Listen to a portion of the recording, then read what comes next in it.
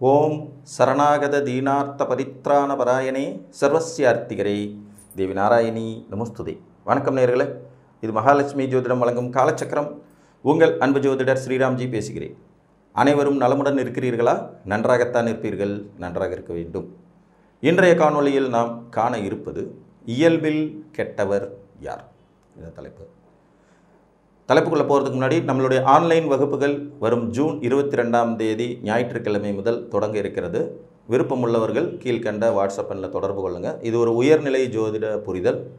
நம்மளுடைய 9th page class. இது already 8 students பார்த்து கொடுத்துட்டாங்க. 8 பேஜ். இது 9வது பேஜ். சண்டே கிளாஸ் இருக்கும். 2 மணி நேரம், 6 மாதம் கோர்ஸ்.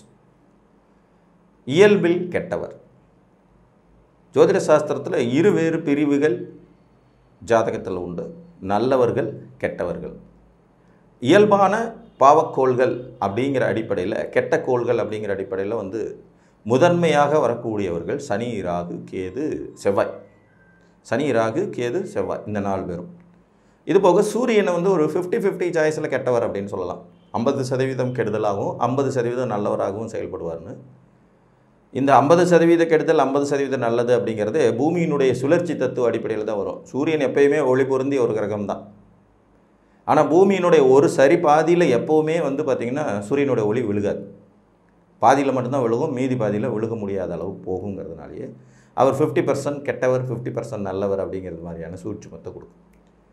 அதுபோக பார்த்திங்கன்னா புதன் தனிச்சு இருந்தார்னா சுபகிரகம், சுபரோடு சேர்ந்தார்னா சுபகிரகம். ஆனால் பாவிகளோடு சேர்ந்துட்டு அவரும் தன்னுடைய நிறத்தை மாற்றிக்கொண்டு பாவியாக மாறிடுவார். ஆல்ரெடி 4 டைரக்ட் பாவிகள் இருக்காங்க. அதுபோக சூரியன் ஒரு 50-50 நிலையில் இருப்பார். கிட்டத்தட்ட சந்திரனும் 50-50 நிலை தான். அவர் வளர்பிறையில் இருந்தால் சுபராக இருப்பார், தேய்பிறையில் இருந்தால் பாவியாக இருப்பாருங்கிற மாதிரி அவருக்கும் அந்த கணக்கு வரும். புதனும் பார்த்திங்கன்னா தனிச்சிருந்தால் நல்லவராகவும் பாவிகளோடு சேர்ந்தால் கெட்டவராகவும் மாறிடக்கூட தன்மை கொண்டவர். குரு பகவான் முழுமையான சுவர், அவரை கெட்டவர்னு எடுத்துக்கவே முடியாது.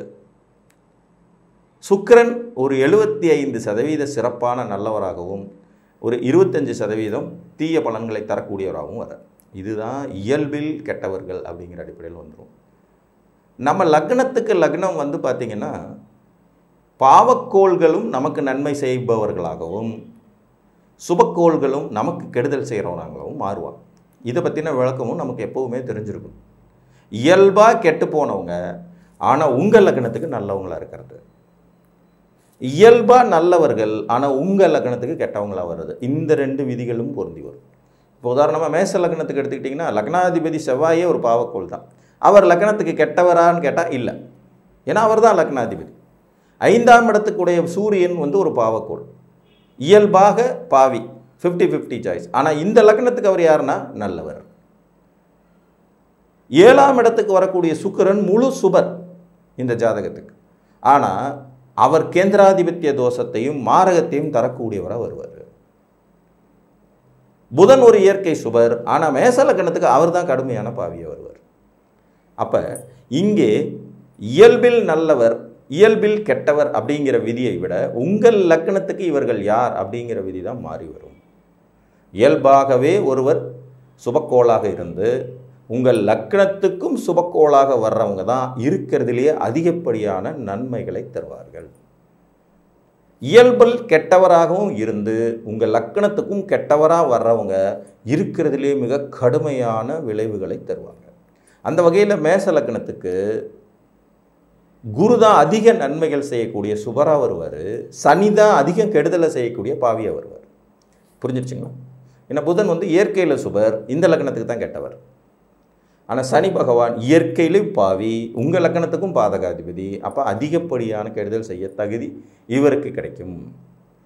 அடுத்த ரிஷப லக்னத்துக்கு பார்த்திங்கன்னா லக்கண சுபர்கள் அப்படிங்கிற வகையில் புதன், சுக்கிரன் மற்றும் சனி வந்துடுவாங்க. இதில் சனி இயற்கை பாவி, இயற்கை பாவி. இந்த லக்னத்துக்கான அவர் ரொம்ப நல்லவர். செவ்வாய் தான் இங்கே இயற்கை பாவியாகவும் இந்த லக்னத்துக்கு கேந்திர 7க்கு உடையவராகவும் ஆரகஸ்தானத்துக்கு அதிபதியாகவும் செய்யக்கூடியவங்கனால ரிஷப லக்னத்துக்கு அதிக துன்பத்தை குரு தருவார் அப்படின்னு நம்ம பொதுவாக கணிச்சாலும் கூட இயல்பில் கெட்டவரான செவ்வாய் தரும்போது தான் கொஞ்சம் கூடுதல் பவர்ஃபுல்லாக இருக்கும். மிதுன லக்னத்தை பொறுத்த வரைக்கும் பார்த்திங்கன்னா கடும் பாவியாக வரக்கூடியது குரு, கேந்திராதிபத்திய தோஷம், மாரகாதிபத்திய தோஷம் அப்படின்னு எல்லாம் சொன்னாலும் அந்த குரு பகவான் இயற்கையில் நல்லவர். அவர் ஒரு பாவக்கோள் கிடையாது, இயற்கையில் அவர் நல்லவர். அப்போ இந்த இயற்கையில் நல்லவரோட இயற்கையில் கெட்டவரான செவ்வாய் தர்ற துன்பம் தான் மிதுனத்துக்கு மிகுதியாக இருக்கும். ஏன்னா அவர் 6ஆம் அதிபதியாகவும் வந்து இயற்கையில் கெட்டவராகவும் வந்துடுவார். புரிஞ்சுதுங்களா? இயல்பாகவே ஒரு கெட்ட கோள் உங்கள் ஜாதகத்துக்கும் கெட்டவராக வரும்போது அவர்கள் தர்ற துன்பம்தான் மிகுதியாக இருக்கும். அப்போ அந்த இயல்பான கெட்ட கோள் யாருங்கிறதையும் நம்ம ஜாதகத்துக்கு அவங்க யாருங்கிறதையும் ரெண்டையுமே நம்ம கால்குலேஷன் பண்ணிக்கணும். புரிஞ்சிச்சிங்களா? கடகலக்கணத்தை பொறுத்த வரைக்கும் அதிகப்படியான சிக்கல்களை தரக்கூடியது இயல்பில் கெட்டவரும் இந்த லக்கணத்துக்கு கெட்டவருமான சனி தான். சிம்ம லக்கணத்துக்கும் அதே பேட்டர்ன் தான். சிம்ம லக்கணத்துக்கு சனி திசையா வச்சு செய்யும். 19 வருஷ திசை மிடில் ஏஜில் இளமை காலத்திலலாம் வந்துடுச்சுன்னா அந்த ஜாதகர் அனுபவிக்கிற துயரங்கள் சொல்லில் அடங்காதவை. அப்போ இந்த 2 லக்னங்களுக்கும் இயற்கையிலே கெட்டவரான சனி லக்ன கெட்டவராகவும் வந்துடுறது கூடுதல் சிறப்பு. அப்போ இந்த லக்னத்தில் பிறக்கிறவங்களுக்கு சனி திசை வரக்கூடாதுன்னு கடவுளை வேண்டி. கன்னிகா லக்னத்துக்கு அஃப்கோர்ஸ் இயற்கை பாவியான செவ்வாய் லக்ன பாவியாகவும் வரும்போது செவ்வாய் தான் அதிகப்படியான துன்பத்தை தரவராக வருவார். துலா லக்னத்தை பொறுத்த வரைக்கும் பார்த்தீங்கன்னா இவர்களுக்கு செவ்வாயே 2-7 கூடையவராகி மாரகாதிபத்தியத்தை பெறதுனால செவ்வாய் திசை நடக்கும்போது வர்ற துன்பம் தான் மிகுதியாக இருக்கும் குரு திசையை காட்டிலும். இங்கே சனி வந்து நல்லவராக போயிடுறார் லக்ன ரீதியாக, ஆனால் அவர் இயற்கையில் பாவி. சந்திரனை பொறுத்த வரைக்கும் 10 கூடிய கேந்திராதிபத்திய தோஷத்தை பெறும்போது சில நிலைகளில் துலா லக்னத்துக்கு சந்திரன் தான் வளர்பிறை சந்திரனாக இருந்து கடுமையான சிக்கல்களை தரக்கூடியவராகவும் மாறிடுவார். ஸோ அதுவும் இந்த இடத்துல இயல்பாக கவனிக்கப்பட வேண்டிய விஷயம். விருச்சிக லக்னத்தை பொறுத்த வரைக்கும் இது பாவ லக்னம்ங்கிறதுனால இந்த ஜாதகத்திற்கு இயற்கை பாவியான சனி தான் அதிக துன்பத்தை தரக்கூடியவராக வருவார். சில நிலைகளில் லக்னாதிபதி செவ்வாயே 6ஆம் அதிபதியாகவும் வரும்போது கடுமையான சிக்கல்களை தனது திசையிலேயே தந்துவிடக்கூடிய வாய்ப்புகளும் இந்த லக்னத்துக்கு இருக்கும். மேச லக்னத்துக்கு செவ்வாய் ஒரு சாஃப்ட் கார்னரில் போவார், ஆனால் விருச்சிக லக்னத்துக்கு அப்படி போக மாட்டார். தனுர் லக்னத்திற்கு லக்ன சுபர் அப்படிங்கிற அடிப்படையில் சூரியனும் வந்துடுவாங்க, செவ்வாயும் வந்துடுவாங்க. இவங்க 2 பேருமே இயற்கை பாவிகள். அதே நேரத்தில் கேந்திராதிபத்திய தோஷம் மற்றும் 6ஆம் ஆதிபத்தியத்தை பெறக்கூடிய புதனும் சுக்கிரனும் இயற்கையில் சுபகிரகங்கள்ங்கிறதுனால இவங்களுக்கு பெரிய அளவில் சிக்கல் இல்லை அப்படிங்கிறது மாதிரி எடுத்துக்கலாம். அப்போ இந்த தனுர் லக்ன ஜாதகத்தை பொறுத்த வரைக்கும் 12ஆம் ஆதிபத்தியத்தை பெறக்கூடிய செவ்வாயும் 2ஆம் இடம்ங்கிற பொது மாரகஸ்தானத்தை பெறக்கூடிய சனியும் தான் சில நிலைகளில் மோசமான பலன்களை தரும் தன்மை கொண்டவர்களாக இருப்பாங்க. 8ஆம் ஆதிபத்தியத்தை பெறக்கூடிய சந்திரன் நல்ல வளர்பிறை சந்திரனாகி பவர்ஃபுல்லான இடங்களில் 6, 8, 12 மாதிரி உட்கார்ந்தாருன்னா அப்போ கொஞ்சம் சிக்கல்களை சந்திர திசையிலையும் சந்திக்கும் விதி கொண்டவங்களாகவே இருப்பாங்க. பவர்ஃபுல்லாக உட்காருங்க. ஏன்னா 8ஆம் அதிபதி அவர் வலுவடைகிறார், 6ஆம் இடத்துல உச்சம். அப்போ சந்திர திசை நடக்குது, விபரீதங்கள் நிகழும் வாய்ப்புகள் உண்டாக்கும். இந்த மாதிரி கணக்கும் வரும். இயற்கையிலே கெட்டவங்க லக்கணத்துக்கும் கெட்டவங்க டேஞ்சர்.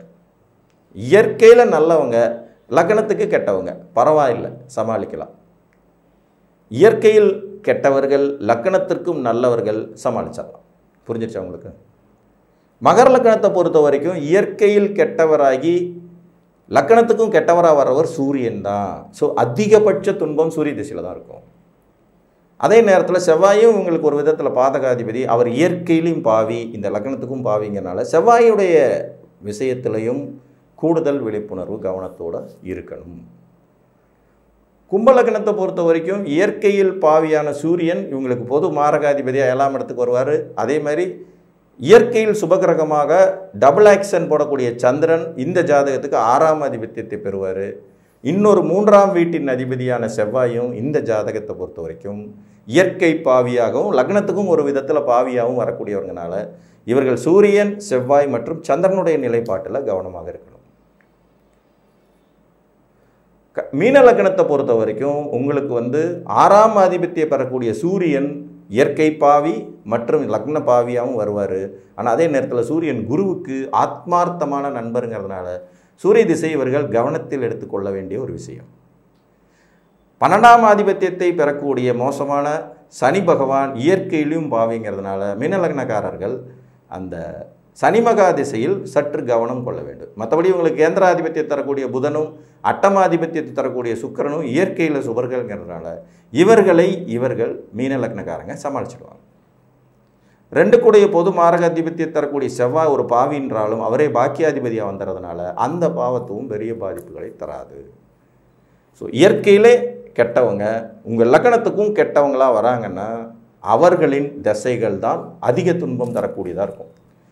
அவங்க ஜோதிட சாஸ்திர அடிப்படையிலேயே கெட்ட கிரகம், உங்கள் லக்னத்துக்கும் கெட்ட கிரகம். இப்போ ஒரு சிம்ம லக்னத்திற்கு சனி செய்கிறது மாதிரி, ஒரு கடக லக்னத்திற்கு சனி செய்கிறது மாதிரி, ஒரு மேச லக்னத்துக்கு சனி செய்கிறது மாதிரி, ஒரு விருச்சிக லக்னத்துக்கு சனி செய்கிறது மாதிரி.